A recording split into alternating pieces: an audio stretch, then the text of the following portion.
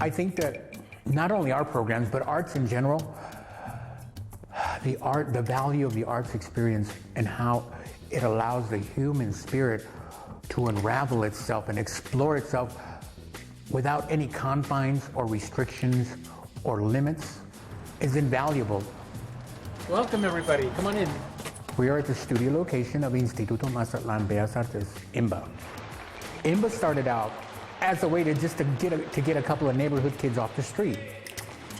My niece used to be dancing in a Mexican folklore, and then my daughter started, my son, and then I decided to start. Well, they made me do it.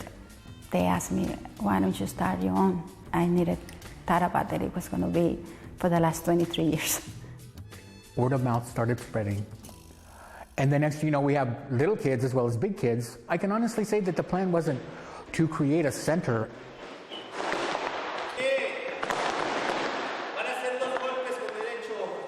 Currently, the programs here at IMBA include academy programs in folklorico, which is Mexican folk dance, classical ballet, and hip-hop. And then we have our music programs, which include both instrument and voice.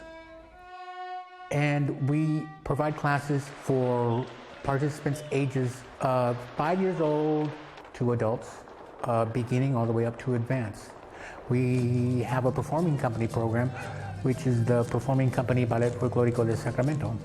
We have been very fortunate in that we've had the opportunity to perform in China in 1998 in the Beijing International Folk Arts Festival. Ballet Folklorico de Sacramento consistently performs at venues throughout Northern California, namely the Wells Fargo Performing Arts Center, the Gallup Performing Arts Center, and the Harris Center here locally in Folsom. I've had the opportunity in the years since I've been here to see students go from beginners to performing in the company. The wonderful part about IMBA is that not only do we provide a performing arts experience for the participant, but because of the cultural aspect of our programs, we're able to open up the cultural arts experience to the community. I mean, it's incredible. The costumes and everything is part of sharing that experience.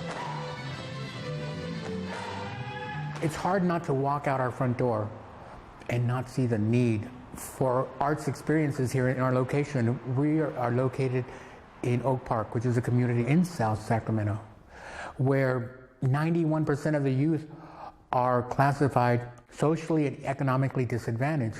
And what does that mean?